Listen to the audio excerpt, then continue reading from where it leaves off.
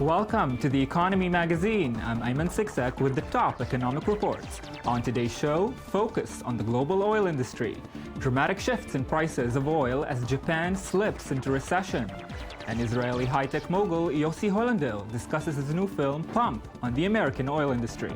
But first, the headlines. Shares fell and oil prices slid on Monday after data showed Japan had slipped into recession, raising concerns about global growth. The data had pushed the yen to a 7-year low against the dollar, but as Tokyo stocks fell, the Japanese currency rebounded. Japan's economy suddenly slipped into recession in the third quarter, setting the stage for Prime Minister Shinzo Abe to delay an unpopular hike in sales tax and call a snap election halfway through his term. Japan's gross domestic product fell at an annual 1.6% pace in July through September, after it plunged 7.3% in the second quarter. The world's third largest economy had been forecast to rebound by 2.1% in the third quarter, but consumption and exports remained weak, saddling companies with huge inventories to work off. We're not even close to reaching the 2% inflation target set by the Bank of Japan, so we are still midway through, and the deflationary mindset has still not been eradicated. The International Monetary Fund's managing director, Christine Lagarde, said on Sunday that her agency will monitor implementation of a series of measures agreed upon by G20 leaders to boost their economies. The group of 20 leading economies on Sunday signed off on a package of measures to add an extra 2.1 percentage points to global growth by promoting infrastructure investment and trade over 5 years. Progress will be reviewed by the IMF and the Organization for Economic Cooperation and Development, or OECD. Certainly the thing that comes out loud and clear is the focus on growth, the clear objective of the 2% that has been slightly exceeded, the process by which we will be following through and monitoring implementation going forward. China and Australia have sealed a major free trade agreement as Chinese President Xi Jinping made a rare address to Parliament in Canberra. The deal, the result of a decade of talks, will open up markets worth billions of dollars, Canberra says, by giving Australian dairy farmers, winemakers and other sectors tariff-free access to the huge Chinese markets within a few years. Mr. Xi is on a state visit to Australia following the G20 summit. In his speech to Parliament, he vowed China would pursue peaceful development with Australia and other nations. Also in China, international buyers snapped up Chinese stocks on Monday at the debut of an exchange link that allows Hong Kong and Shanghai investors to trade shares on each other's stock markets. This marks a major step towards opening China's tightly controlled capital markets. The so-called Stock Connect scheme gives foreign and Chinese retail investors unprecedented access to the two exchanges, with some analysts saying this could eventually lead to the creation of the world's third largest stock exchange. Oil prices around the world have dropped in recent months, and the changes have had far-reaching impacts on industries from air travel to alternative energy. Here's a closer look at the oil economy. Price of oil has been falling, hitting a 3-year low last week of just over $77 per barrel. The price has dropped by 25% since the high of $115 per barrel in June. U.S. consumers spent $40 billion less in October than they did at the year's peak in June, a 10% drop. The savings are allowing for spending to grow in other areas, a bright point looking forward to the holiday season. Well, the lower income households, they spend a large proportion of their overall outlays on gasoline. So when you live paycheck to paycheck and you get a little bit of pump price relief, that gives you a little more spending power. The decline in prices has far-reaching effects. From farmers using petroleum products to mail carriers, many are reaping the benefits. The airline industry may be affected the most. The Wall Street Journal reports that according to the trade group Airlines for America, every penny per gallon shift up or down is equal to a shift of $190 million in yearly fuel expenses. On the flip side, rail companies who find more customers when oil prices boom are feeling the pinch. The reasons for the slump in gas prices include excess supply hitting the market from North American shale, which may slow down as fuel prices fall, as well as low demand from China and Europe.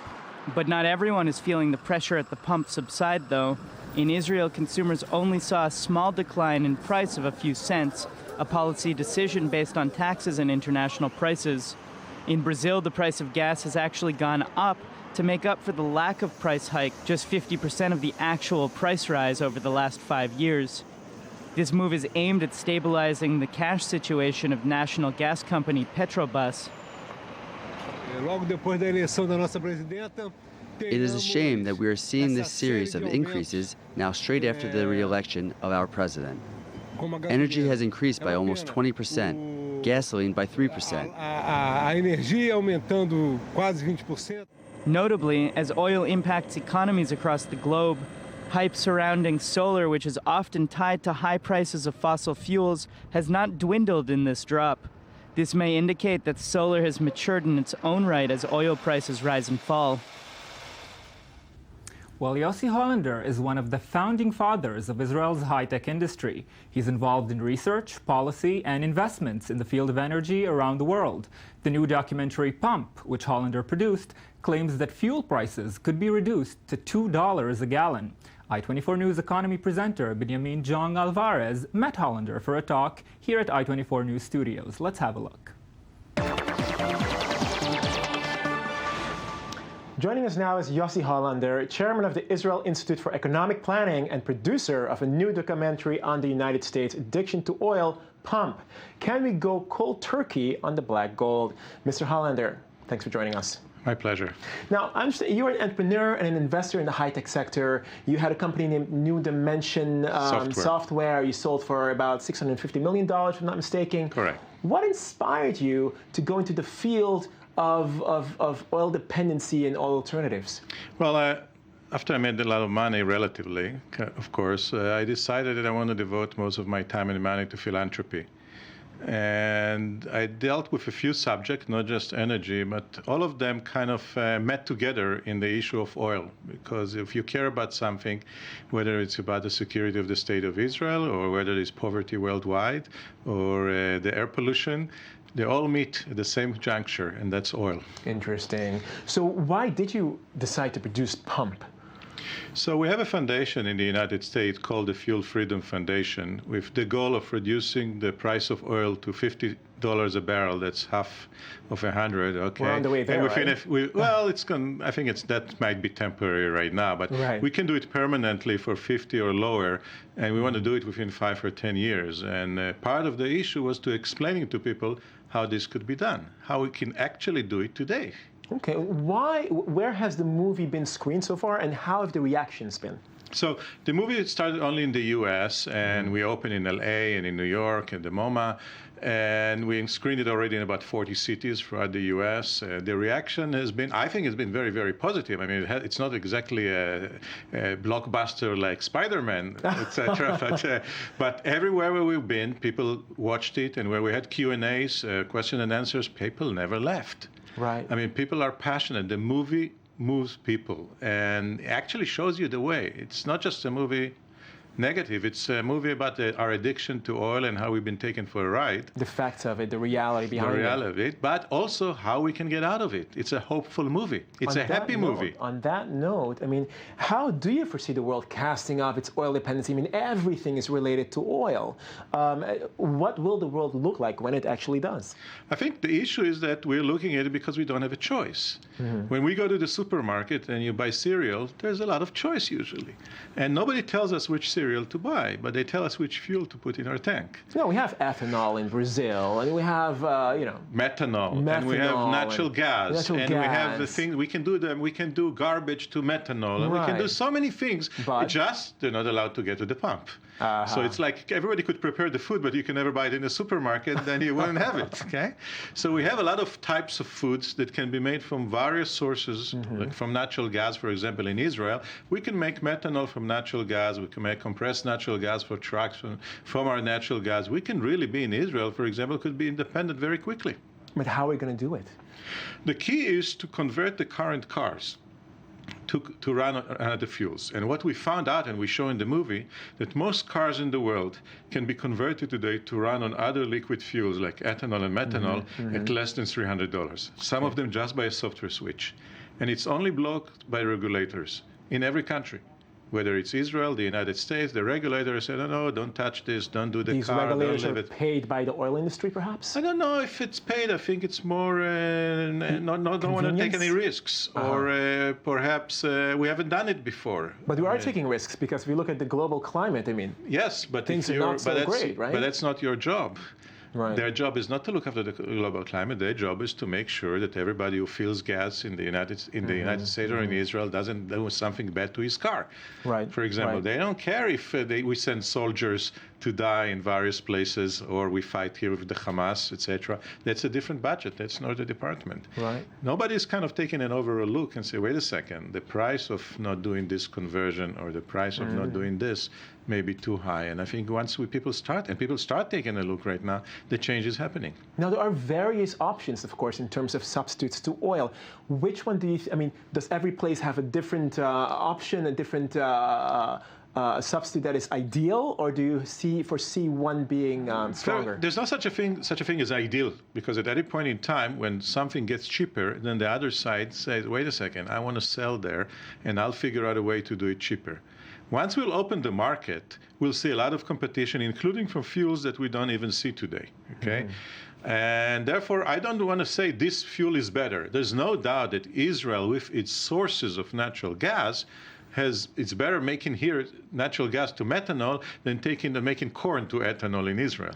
Right. So, of course, each country has maybe a better solution for its environment, but it's not the only solution.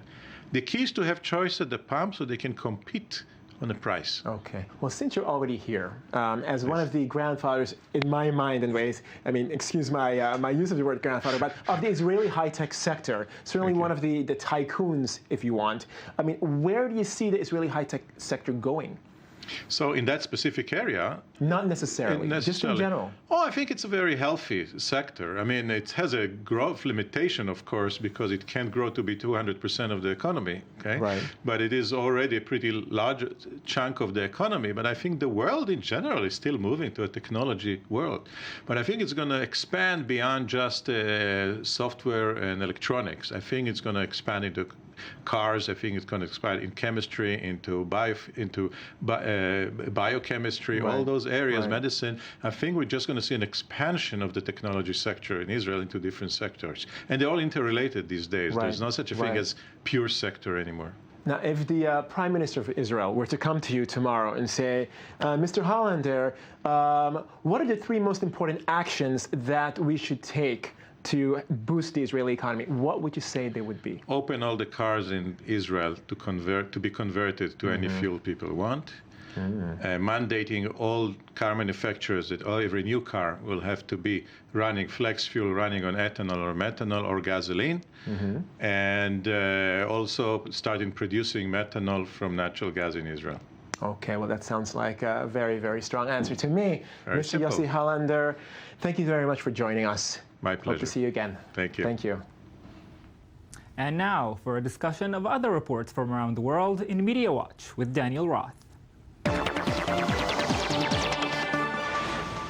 Daniel, thank you for joining us today. How's it going? So we've been discussing oil extensively today, and it can be a very controversial issue. You have a few good examples for us. Absolutely. The Huffington Post actually had this report. The president of the Sioux Rosebud Nation in Dakota, in the center of the United States, said that building the Keystone Pipeline would be like an act of war. If Congress passes this, he will see it as an act of war, because this Keystone Pipeline, which is a very dangerous prospect, carrying oil 1,600 plus miles from Canada, from Alberta, down to Texas, would be going through reserve land. And this is a project that's been delayed before, am I right? It's been delayed, and the truth is that probably President Obama is going to veto it. But this is what this president of this tribe said. this will be an act of war. That's how serious it is. It's a very, very big deal. Another serious story from Bloomberg. Apparently, the world of investors sees Russia as the biggest wild card, the biggest unknown right now. And there's a few reasons for this. Number one Why is now? Right now, 52% of the people polled said that the biggest deal is Ukraine crisis. Mm-hmm. This is the biggest deal in the world. And the drop in oil prices will actually cause Russia to become unpredictable, because almost half of Russia's economy, their budget revenue, relies on selling oil to places like Europe. And if oil prices continue to drop, we'll see Russia having less and less to lose. A bit of a grim note there to end with, but Daniel Roth, thank you so much for that today. Thank you. And with that, that's a wrap for us on The Economy Magazine today, your daily source for economic and financial reports on I-24 News. I'm Ayman Siksak. Be sure to send us your comments via the feedback link on our page at i24news.tv. And stay tuned for more on the economy tomorrow.